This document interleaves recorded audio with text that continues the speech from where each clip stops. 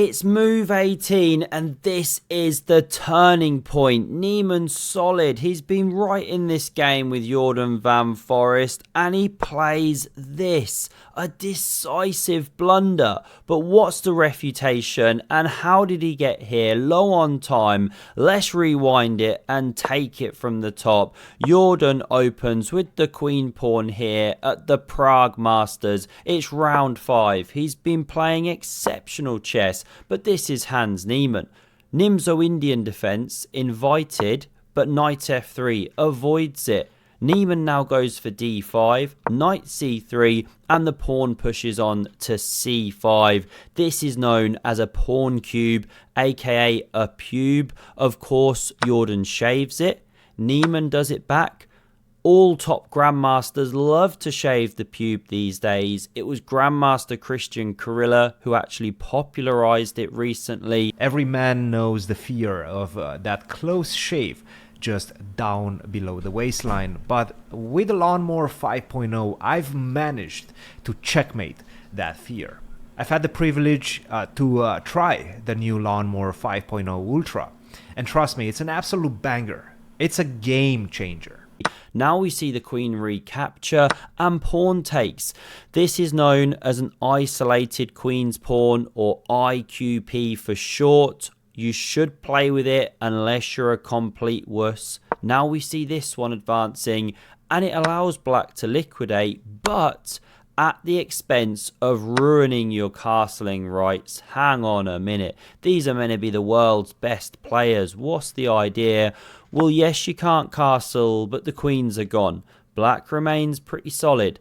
Bishop e6 covers the e6 pawn, or f7, sorry, and stops the knight hopping. The main line is smashing up the structure, winning this back later, but pawn a3 is played. Sideline, but still well known. Now we see the knight developing here, and pawn to g3 prepares to fianchetto that rook. Of course, I'm just kidding, checking you're awake. Now we see the rook hit the open file here, and the bishop tucks in, of course. The e-pawn not long for this world, but here it comes.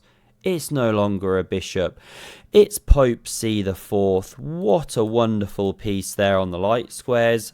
And so this pawn's now taken off the board. Knight takes. You've got a choice, and Jordan spends 30 minutes thinking about it. Eventually takes with the knight here, and Hans Niemann goes wrong. Kind of surprising when you've had all that time to think. Now, one of the most solid moves is bishop e7. Dominate this pony's forward jumps. Knight e5 also very playable. But he starts with this, and he's saying, if you take me, will you bring me in with tempo? It's not the best.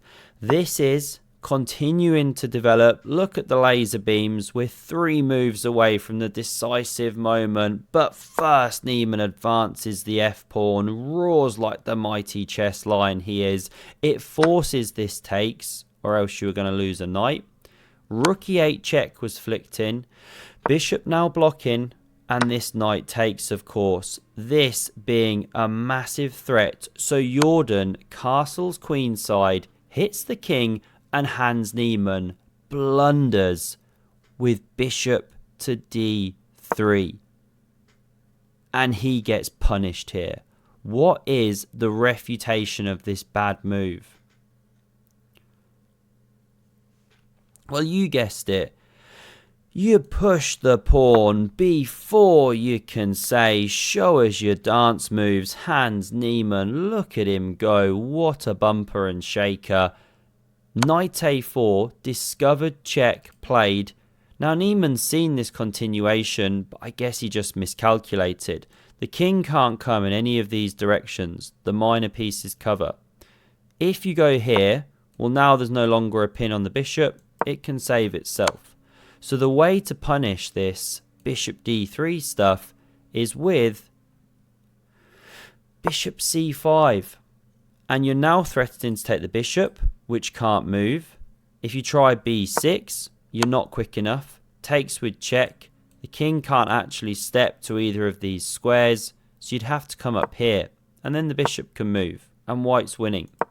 So we see knight takes, pawn recaptures, check. Looks like maybe black's worming out, but no. Simply king b2, and you can check with the c rook, the e rook. It really doesn't matter.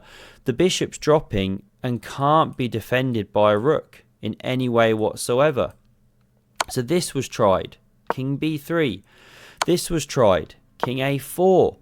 Rook's now attacked if the bishop drops. So it moves down to the second, takes with check, and Jordan is a clean piece ahead. It's turning into a woeful tournament for Hans Niemann. He does pick up this pawn and he's asking some questions. One of the hardest things to do is win a one game, as they say in chess. Now there's different ways to milk your sister's cat here.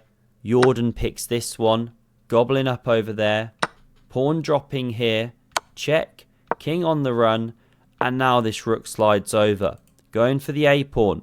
Of course, this is the dream one day. So rook b6 was now played, and it's a tricky little defense. If you gobble the pawn, which looks natural, well then black gets g6, maybe even g5, not sure why it's not best. But regardless, you've got a trio of connected pawns, and if this one ever dropped, well that's counterplay, baby, not what white wants. So let's exit the back cave. This was played, because then it allows the white player to gobble the g-pawn. You've split these two, far less dangerous from a counterplay perspective. h5 was tried, bishop c6. Now we see this king step in, the rook slides over, we start to see the point of the bishop move. Rook h3 hits here, an exchange of prisoners, and after bishop e8, discovered check, Hans Niemann resigns. Because if you play the natural king g5, you can force the rooks off the board, then munch a pawn, and this is simply hopelessly lost, of course. Away you go, show that you can do queen and king checkmate. Brutal game, punishing there, and Jordan's just on fire. Hope you enjoyed. Thanks for your patience over the last month. It's been a crazy one. Funeral was on Friday and that's now behind us and everything. So yeah, I hope to make a whole load more chess videos this month. Long ones, short ones, members only video. Do have a look at that if you're not yet a member of the channel. If you want some extra content, do hit subscribe if you haven't done so already. And thanks as always for watching. All your support, hugely appreciated, really. And I hope to see you again soon. Check out the video on the screen for some more epic chess. Cheers. I've had the privilege to try the new Lawnmower 5.0 Ultra, and trust me, it's an absolute banger. It's a game changer.